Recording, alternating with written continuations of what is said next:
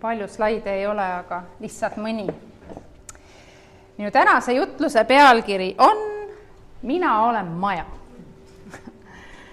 Ja täna ma räägin natuke ehitamisest, Jumala suurest plaanist sellega seoses ja sellega see suur plaan ka meie jaoks. Ja ma alustan kaugelt minevikust ja jõuame ka tänasesse päeva. Ja Jesaja 66:1 ütleb, et nõnda ütleb Issand. Taevas on minu aujärg ja maa on minu jalajärg. Kus saaks siis olla koda, mida te tahate mul ehitada ja kus saaks siis olla mu hingamispaik? Ja me räägime täna esimesest Jumalale ehitatud hoonest, mida nimetati templiks. Ja juutide kõige esimeseks kojaks oli telk, mida nimetati koguduse telk. Koguduse telgiks nimetati.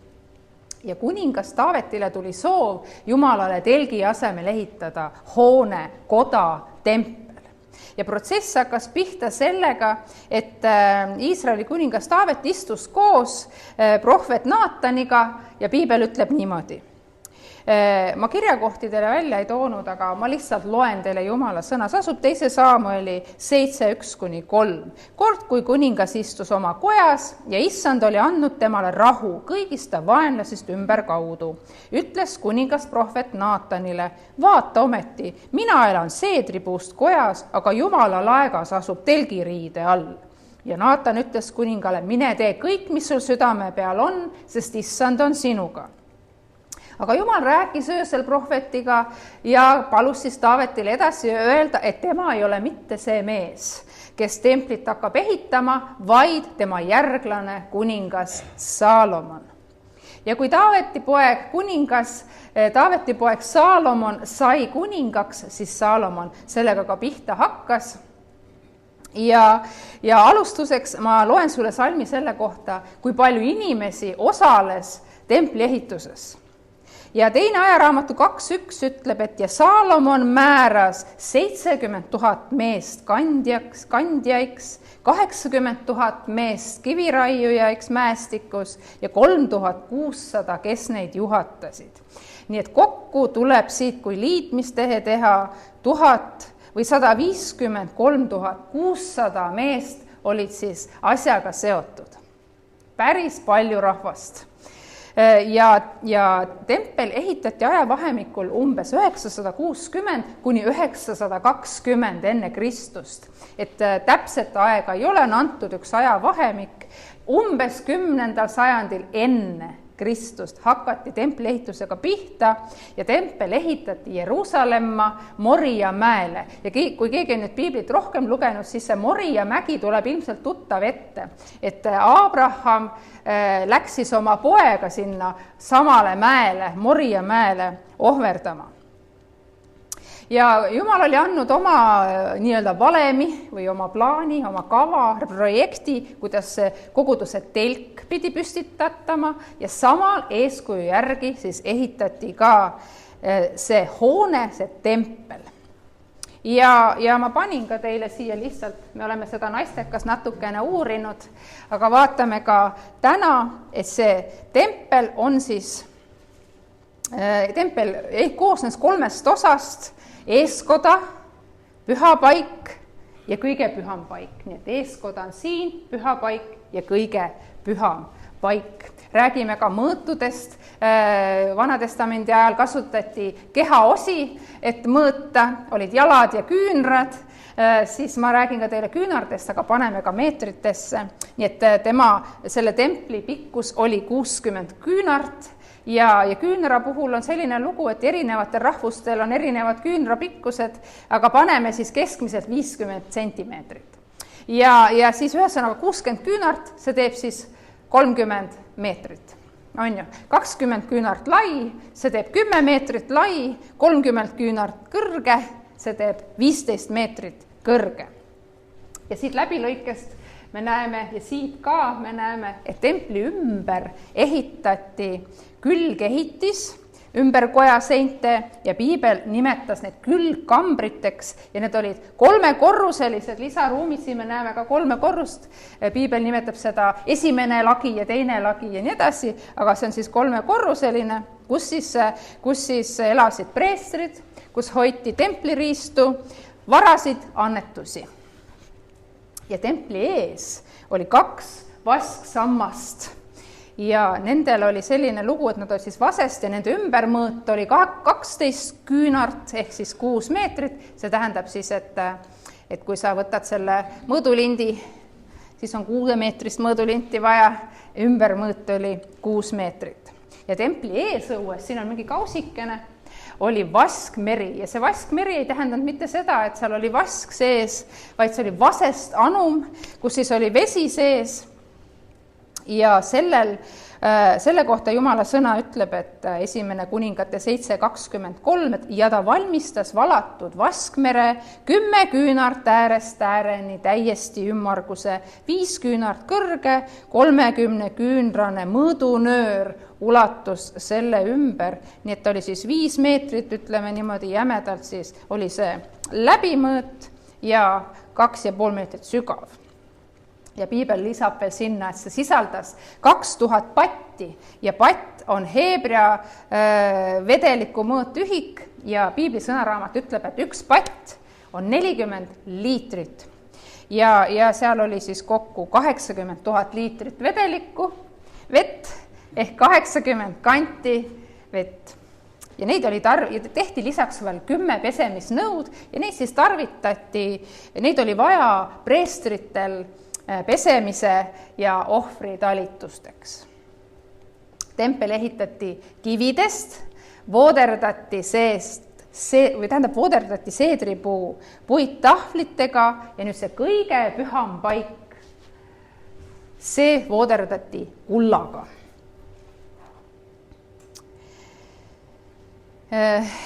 Kõige pühamasse paika ehitati ka altar, see kaeti samuti kullaga.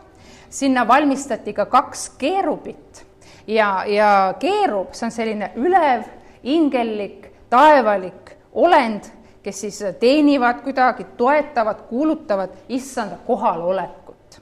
Ja keerubid, nemad avaldusid nii isikutena, kui neid kujutati ka kujudena. Ja näiteks kui avada piibel üsna algusest, siis kui Aadam ja Eva tegid oma tükid ära seal, siis piibel ütleb, et Jumal ajas Aadama välja ja pani hommikupoole Eedeni rohuaeda keerubid. Ja tuleleegina sähviva mõõga, et need valvaksid elupuu teed. Need keerubitest on piiblis juttu palju keerubitest.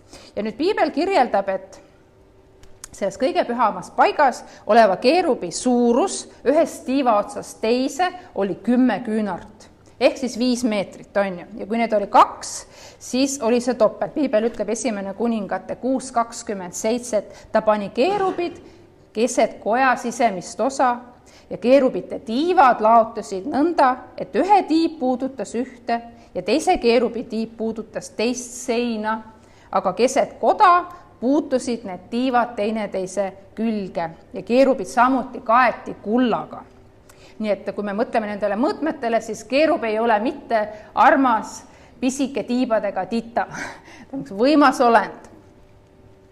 Ja nüüd kõige pühamasse paika lasi Saalomon tuua siis seaduse laeka ja selles seaduse laekas oli 10 käsu tahvlid.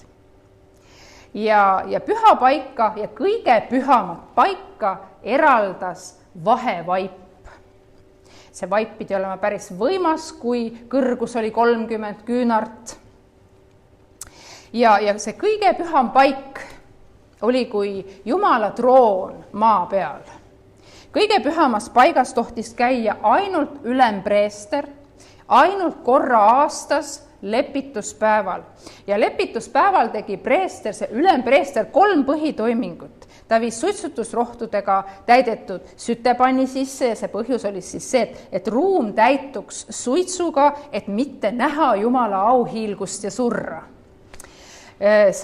Samamoodi siis ülempreester pritsis verd lepituskaanele, see lepituskaan oli siis selle seaduse laeka kaan, pritsis verd ka selle ette, et kõigepealt siis enda patuohvrist, selleks pidi toodama noor pull ja siis rahva patuohvrist, milleks siis toodi või ohverdati sikk. Ja niimoodi tehti lepitus rahvale, et patt ei hävitaks Jumalaga suhet. See käis Jumala inimese vaheline lepitus käis siis seal kõige pühamas paigas korra aastas ainult ülempreestri poolt. Ja algselt seda tehti siis koguduse telgis, hiljem viidi läbi ohvritalitust, ohverdati loomi, linde seal templis ja vajalik oli see veri, sest veri oli see, mis patud andestas. Ja nüüd templi valmimine võttis aega 7 aastat. Templi pühitsemisel kuningas Saalomon tunnistas, et üks kehitis ei suuda mahutada kõikvõimsat Jumalat ja ma loen sulle ka salmi 1. kuningate 8:27, mis ütleb, kas Jumal tõesti peaks elama maa peal. Saalomon tunnistas seda, vaata, taevas ja taevas ei mahuta sind, veel vähem siis see koda, mille ma olen ehitanud. Ja Saalomon viis siis läbi võimsa pühitsusteenistuse seal ja peale seda siis Jumal vastas Saalomonile niimoodi, 1. kuningate 9:3. Ja issand ütles temale, ma olen kuulnud su palvet ja anumist, mis sa oled saatnud minu poole. Ma olen pühitsenud selle koja, mille sa ehitasid, et ma võiksin panna sinna oma nime igaveseks ajaks. Mu silmad ja mu süda on alati seal. Nüüd sajandeid läks mööda ja see tempel hävitati täielikult umbes siis 587 kuni 586 enne Kristust. Paabeli kuningas vallutas Jeruusalemma, hoonet põletati, lõhuti, varad viidi ära ja alles jäi ainult osaliselt müüre ja osaliselt vundamenti, juudid viidi Paabelisse vangi.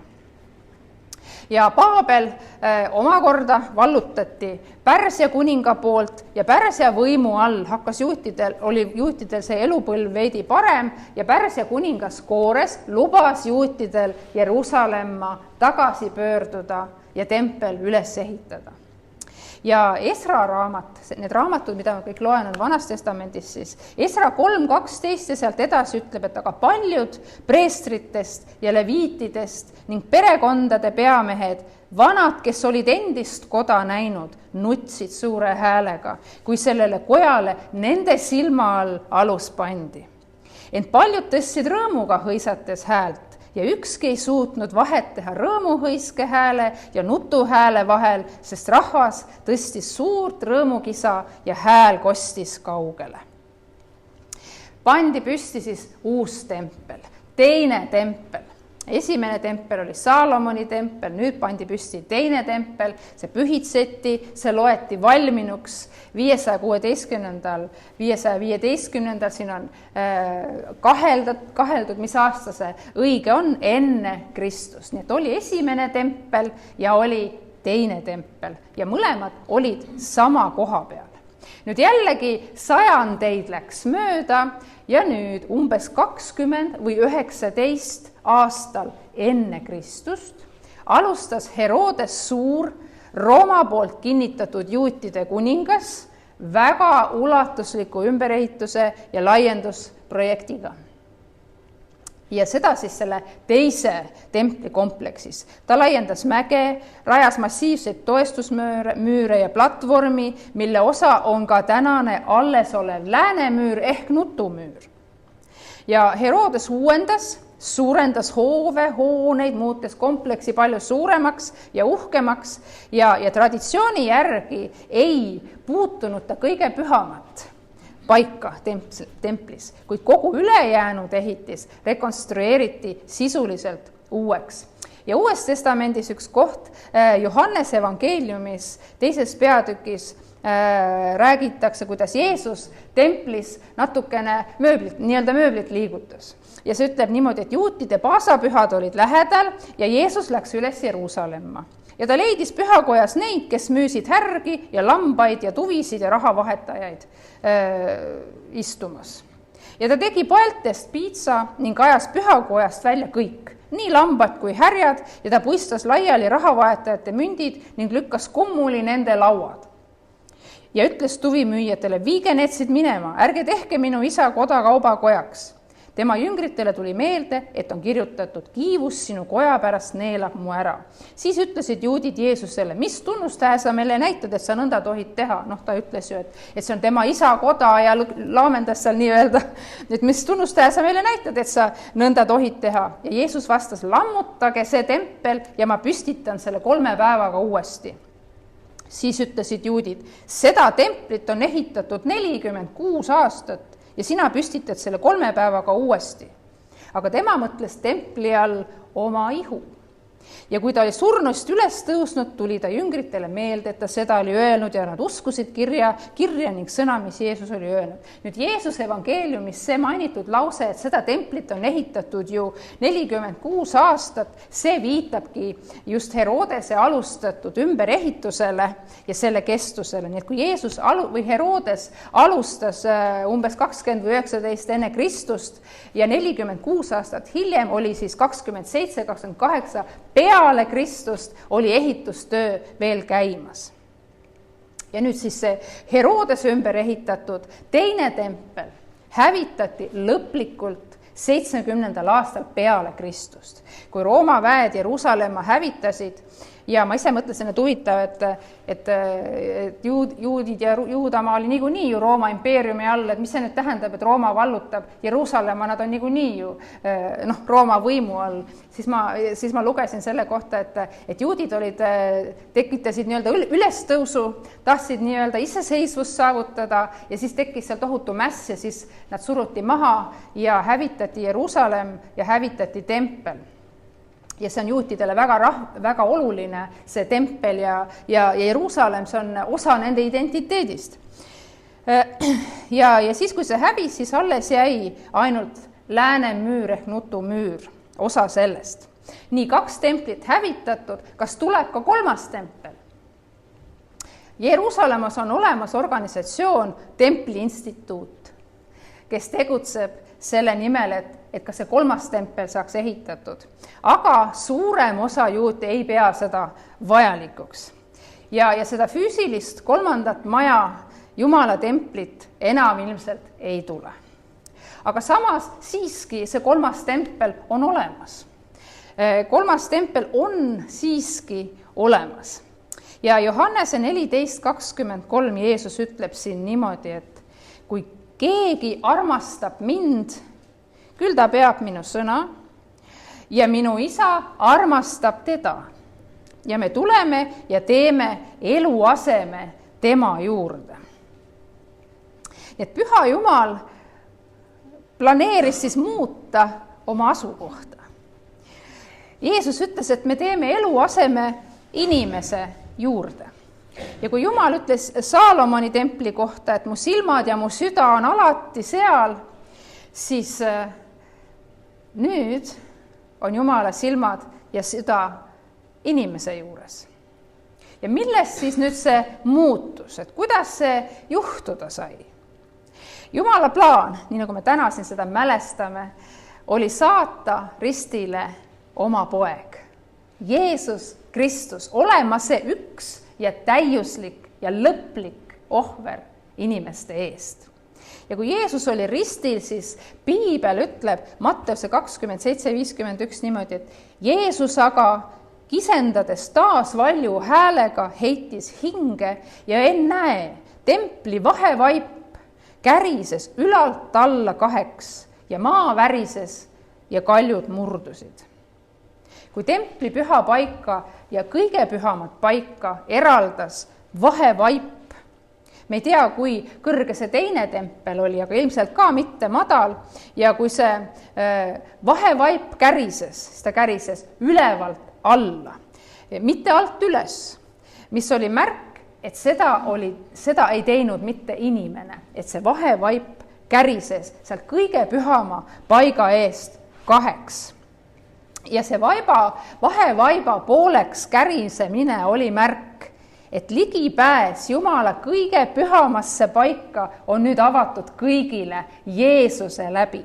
Ja huvitav on see, et Jeesus oli korraga nii ohver kui ülempreester.